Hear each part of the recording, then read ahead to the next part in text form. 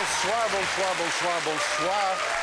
Bonsoir, mesdames et messieurs, et bienvenue à QI, or QE, as we should more properly call it, because tonight we fare forth into our favourite foreign fiefdom, land of fromage, froideur and flageolet, la belle France. Avec moi, ce soir, je suis delighted to welcome le grand légume Phill Jupitus. Et le bourgeois gentilhomme Hugh Dennis. Merci. La femme fatale Joe Brand. And Baba the elephant.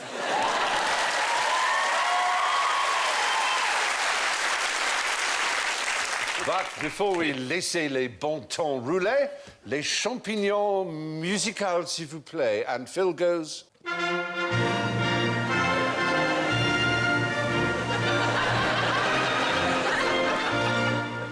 Hugo va... Hugo. D'accord.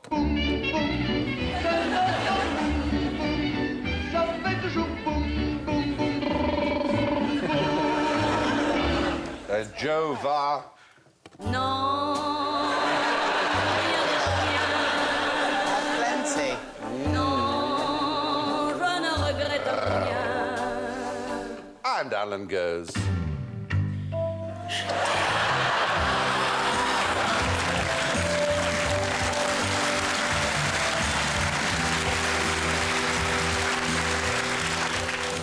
Colour me very touched, Alan. Thank you. Can I take my onions off now? You can take your onions off. And that's slightly restricting Montet. Yeah. Then, of course you must. It's Martet, it's feminine, Yeah. -5.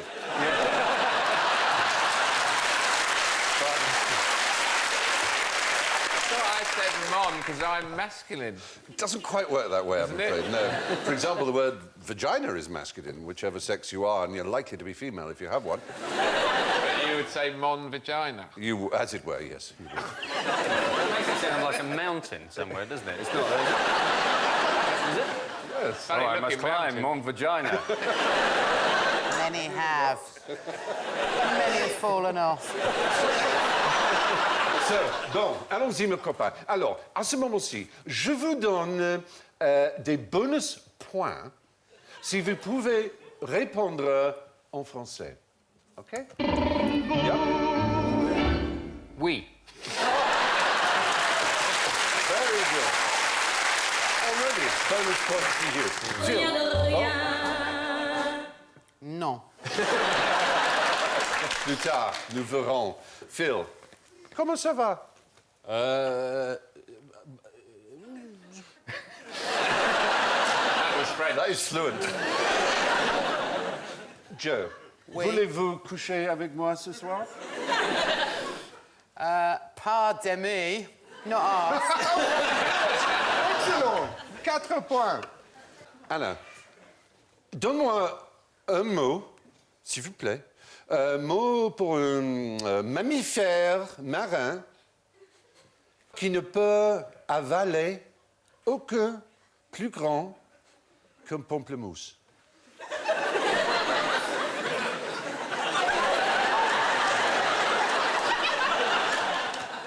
Pamplemousse. What's a pamplemousse?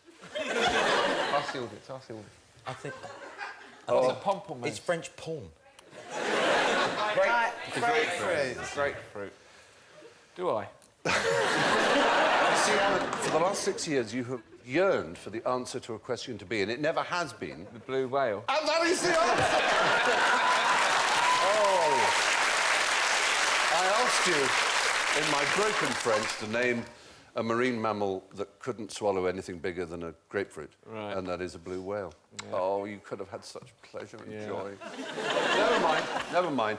I'm going to show you a picture of some Frenchmen, and I just want to know what they're looking for in the swamp. Where they've hidden their cameras, I think. Does the tide come in really, really quickly there? Is that what's going on? Well, the sea is not that far away. We're in Gascony, in an area of France called Les Landes, south of Bordeaux.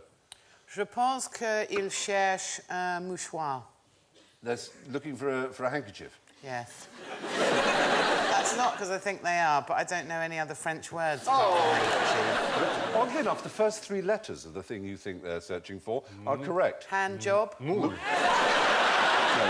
You said mouchoir, and it's Mouton. Mouton is the right answer. They're looking for sheep. They're shepherds. They are Landais shepherds. And they No, they're not! Are all the sheep on stilts as well? Is there a French programme called One Man and His Stilts, then? Does that work? If you see the one on the left, you can see he's got 2 stilts tied to his legs quite clearly, plus a stick. The stick is there to make yourself a tripod so you can stand still. But essentially, they can go really fast around this 4,000 square mile area of France where their sheep are. They can see their sheep better because they're higher up, and they negotiate this boggy terrain brilliantly. And they carried on doing this right up until the 20th century. When the pole finally got stuck right up their arse. I bet you were delighted when someone invented the Land Rover, weren't they? I don't know if any French shepherds might be watching. Get dogs. Might save you a bit of time overall. Dogs rather on than- stilts. Oh, don't get me started. Tiny dogs, like corgis, But on massive stilts. 18-foot stilts. Towering over bigger dogs. Yeah! At last! There was a famous shepherd who walked to Paris and climbed the Eiffel Tower in his stilts and then walked all the way to Moscow in 58 days in his stilts. What a remarkable man. Wasn't he? In 58 days? 58 days he walked to Moscow. That's 1,830 of your puny English miles. However, now you can go to Les Landes and you can see them dancing in their stilts. It's a tourist attraction. Until the early 20th century, they used stilts to herd their huge flocks in country that was too rough and boggy to have tracks. Now, what did French country people like this do in the winter? They got... Nurse! Nurse! She's out of bed again. So, Rien de rien. Joe Grant. I'd like to quote a man that I met in the Aran Islands, just off Galway. And I said to him, what do you do in the winter? And he went, fishing and fucking. So is that possible? You'd have to find a lady who was wearing stilts for a start, wouldn't you? It would be very difficult.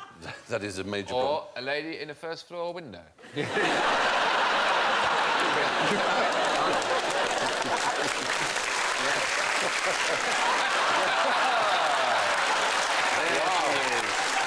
Are you tempted? Oh, here they come Yes, again, I the say. bastard shepherds.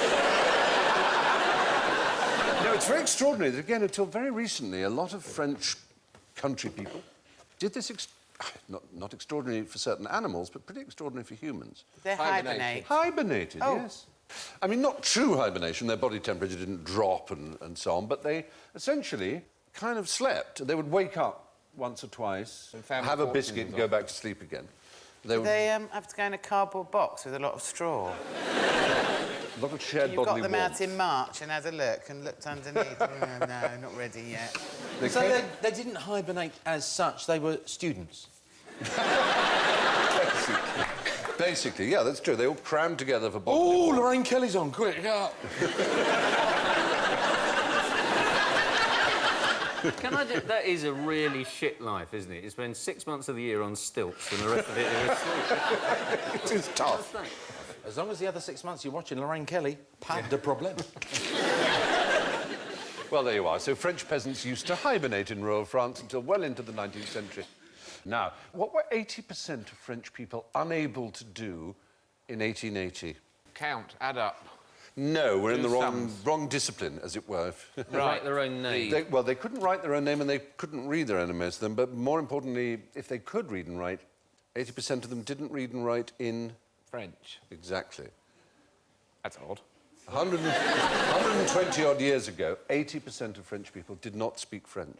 It was not the majority language What, of do they France. have all kinds of regional All dialects kinds of and things? regional, not just dialects, but languages. Like Those the blokes in the Basques. Landes, they probably spoke sheep, didn't they? A stilted version of it, yes. They spoke Occitan, Breton, of course. Oxyten's what you put on spots. It is, yeah. It does sound There is something called that, isn't there? Used to be a language you knew. Particularly acne-ridden area of France.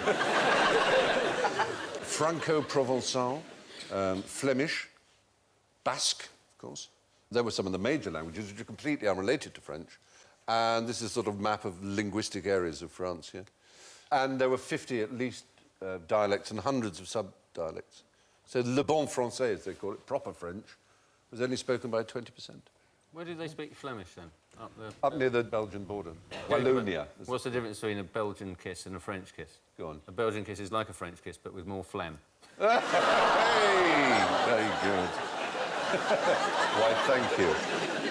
In 1880, most French people couldn't speak French. According to a census in that year, only about 1 in 5 residents of what we now call France were fluent in French. French famously has only a quarter as many words as English, so they quite often have to use ours, but sometimes they get it a little wrong and a little lost in translation. So, traduisez, s'il vous plaît. What means un people? Look at that typical English person. This programme's really falling back. We in no way confer to stereotypes here on QI. Yes, here is an accountant and, for some reason, Arthur Daly. That's not a Frenchman. It's like, oh, I'll tell you, I've got 2 fingers for you here, you Look at that. Look at the in the hat over there. Fucking look at him. It's all French. I don't know, the white polo neck's He's quite dropped French, his sure. fag and he doesn't even know it. Do you know, I wouldn't be surprised if he had a cigarette. An invisible cigarette. But it's been photoshopped out because the British public aren't allowed to see cigarettes. The only advert I would agree to do is one for fags. They're bloody lovely, and you might not get cancer. I mean, you know... That's a very fine slogan. Excellent work. But don't listen to me, listen to Sweary Bob. Yeah, she's fucking right. Look, they photoshopped this out. Hattie over there ain't fucking smoking, we do, because it's fucking lovely. He's not French, Stephen, please. OK. Let's at least get someone with onions in. We're no closer. We're no closer to discovering what les people Les people. Oh, the in crowd, the kind of the now something even worse than that. What is our current obsession with in England? Celebrities. Celebrities. Are they? Celebrities are les people. Oh, pathetic, isn't merde. it? What is brushing? Blushing. Brushing. Is it a dental thing, is it, or not? It's not dental, but it does involve the headal area. Cut your hair. Someone would do it to you in a salon. Oh, Lick how your lovely. hair. Someone who licks your hair in a salon. I pay for it. Oh, fair enough. Give me 40 quid to lick it. Stop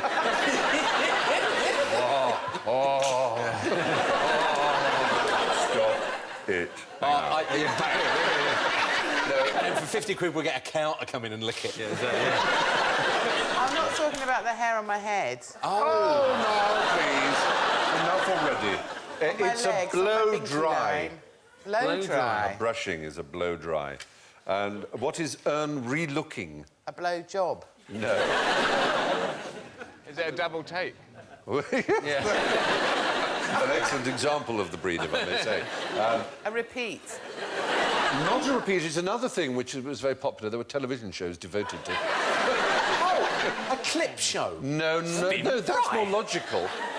It's weird. It's Is it a sort of reinterpretation or something? yeah, it's a makeover. Oh, right, OK. A makeover is a re-looking. Is it? A re-looking is a makeover. How does this... Re-looking extreme. Yeah, exactly. How does this Académie Française allow this? It doesn't. The Académie Française would not accept these. They wouldn't go into a French dictionary. But they are used all the time. Usage, in the end, is the arbiter final, surely. Finally, Vaseline. To grease yourself up, Stephen. Oh, dear. No. Vaseline, that's like the 2 Spanish firemen, Jose and Jose B. That's my favourite. Spanish Oh, very good. Jose. To butter someone up. Yes, exactly right. Yes. To flatter, to butter someone up. Very good. Excellent. Now, what are the symptoms of Paris syndrome? It exists. Paris since... I had to be explained to me who that was. Yeah. Is it auditory hallucinations in the third person, night's move thinking, and an inability to crochet? No. Very specific, and I like that.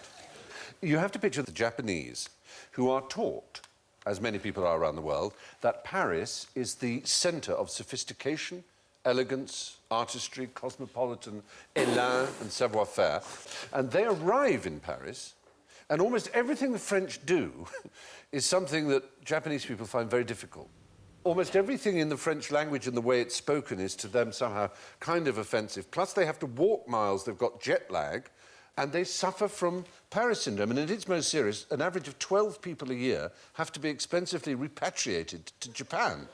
There is a 24-hour helpline in the Japanese embassy in Paris for Japanese people who are traumatised by the experience, the disappointment, the horror, the offence to their sensibility of Paris. That's extraordinary. Isn't that fabulous? That is fabulous. I think it reflects well on the Japanese myself. I definitely had that when I went there. Yeah. Miserable bastard. If you are traumatised by Paris, you're going to be traumatised by the French medical system, aren't you? Because what the French always do, whatever ailment you have, they give you a suppository. At the bottom, you're quite right. Don't they? Because they That's want to get it. Answer for everything. Yeah. So Paris syndrome is an extreme form of culture shock that affects Japanese tourists. Now, Napoleon once said an army marches on its stomach. Why would you want a Frenchman by your side in a fight? There is a Frenchman. Give me 5 points if you know who that Frenchman is. It's Andre the Giant. It is Andre the Giant. You're absolutely right. He was a well-known wrestler. Yeah, yeah. And also starred in an excellent film Called The Princess Bride. The Princess Bride. You're right. Points Trivia for you, points, yes, but not real points. Excellent. Which is his normal body colour? I think... He's going to a party at Judith Chalmers' house in one, and then in the other he's going around the Smurfs. But we use him as an example of a French soldier, which he wasn't. French soldier. Really. But why would a French soldier be a good person to have by your side? Are they good at fighting? Well, that's really the point. Yes, they are, despite their reputation for being miserable Always cowards. losing. Yeah, for always losing, they didn't. It seems, according to Niall Ferguson, the historian, of the 125 major European wars fought since 1495, the French have fought in 50, more than Austria, which is 47, and England, 43. And they achieved an impressive average. Out of a total of 168 battles fought since 387 BC, they've won 109, lost 49, and drawn 10. Yeah. That's pretty good. Put the glasses back on. Yeah. Just pop them back on. Yeah. Now, people flicking over the channel may suddenly think that they're seeing a Benny Hill retrospective. Hello, viewers! There's a touch of that. Oh, if only Henry McGee was on tonight, what a show you'd have. Yeah. We are speaking with Mr. Fred Scuttle. Yes, we are, sir. I have been hosting quizzes for some 20 years.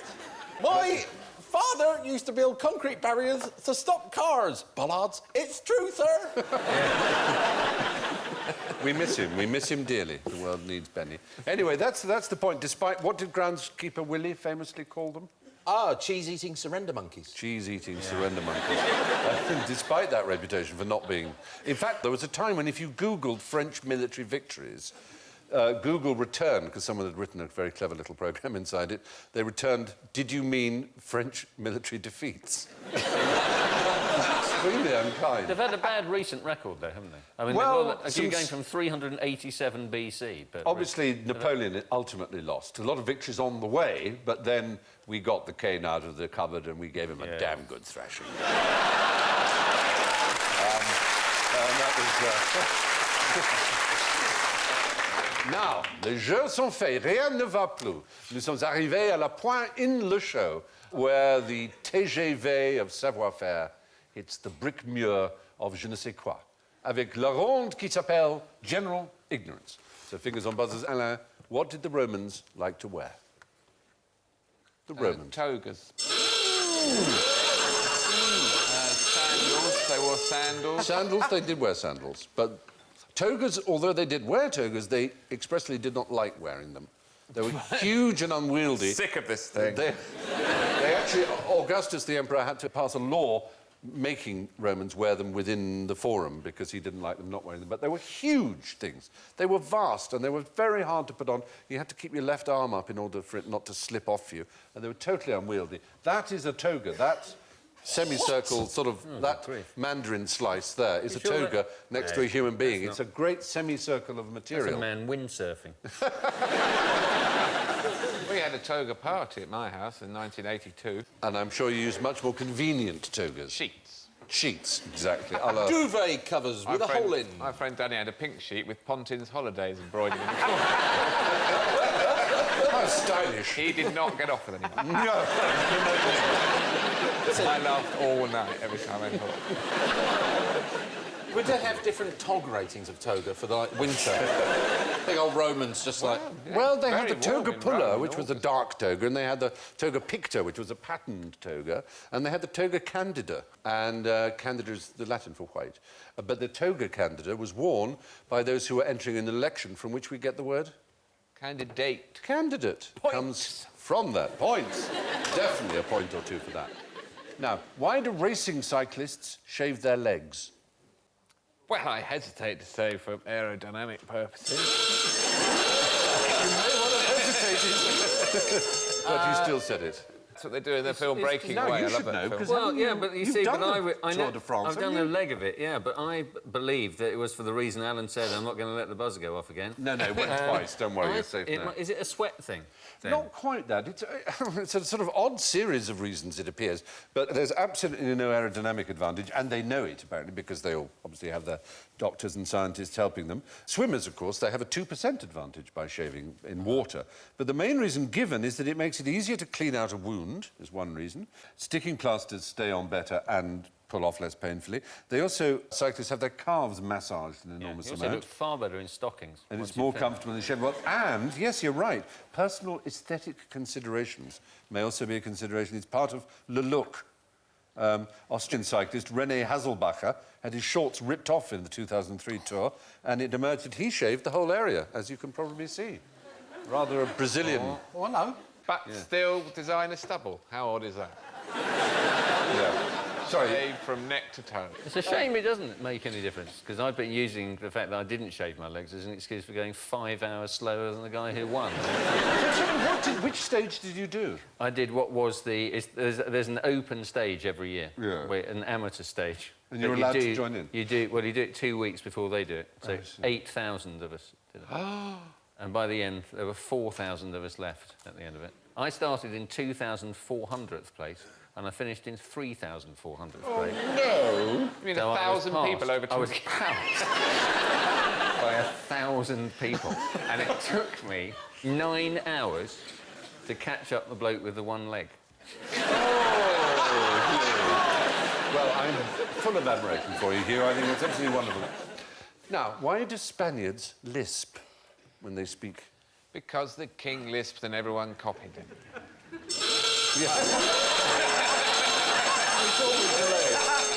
Yeah, there is no evidence whatsoever for this. And if it were true, then they would lisp it all the time. They wouldn't say España, they'd say España, but they don't. Except that there are very small areas where they lisp on the S as well, but that's considered very bumpkinish in Spanish. So it's just somehow one of these stories that's got around that isn't true at all.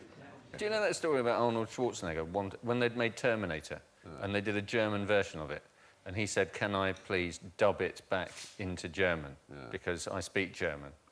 And they said, no, because he's Austrian and he sounds like a farmer. Now, where's John Connor? Yeah. Are you looking for John Connor? Connor. Oh, I'm in the future. Be bad. Hasta la vista, baby. It's a hell of a thought. I want your jacket. Well, it certainly has nothing to do with sucking up to the king. It isn't technically a lisp, but a feature of pronunciation in Castile, no different from the curious northern British pronunciation of Bath and Grass, or, if you prefer, the curious southern pronunciation of Bath and Grass. Talking of kings, what did they call the man who won the Battle of Hastings? Harold. Ah, no, they called him. And he lost, didn't he? Yes. What do they call the man who won? William the Conqueror. William the Conqueror. No, we call him William the Conqueror. What did they call him in the day? Normandy, I think. William le Conqueror. But the fact is, no, the word William didn't exist at all as a name at the time of the conquest. He was known as Guillaume Bâtard. William the Bastard, in fact, was how he was universally known by the other French. It wasn't as rude to call him that. The bloke on the left appears to be riding a llama. I mean, that's definitely a horse on the right. I mean, he's got a parrot. He's a random pirate, has arrived in the middle. Well, I arrived on a busy day here in Hastings. Who's that doing the embroidery over yonder? Get my good side. As you might see in the top left corner, the word William is kind of developing. It's become Wilgelm. No, it's Will 6 Elm. Wilgelm. Normano, I like that. Normano. Yeah. Is it Normano or...? Is that like medieval text speak? They never put the whole thing in. They just thought, you know, we've invaded Britain, lol.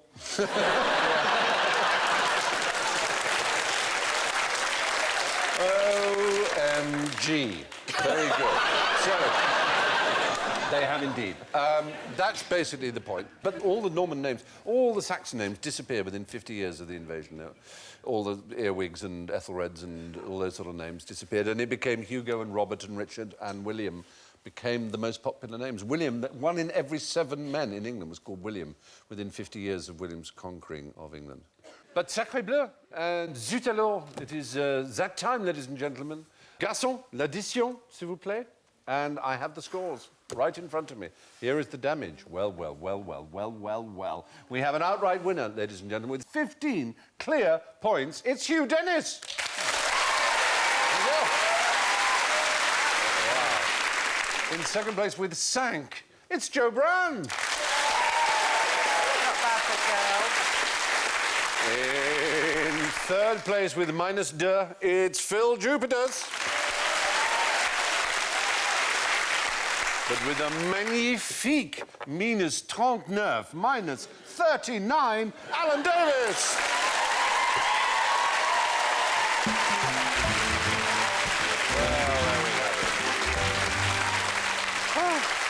It only remains for me to wish you au revoir, à bientôt, adieu, and to say thank you to Joe, Hugh, Phil, and Alan. I leave you with the perfect French baiting headline from the Daily Telegraph of 1929. Great storm in Channel, continent isolated. Salut maintenant. Merci.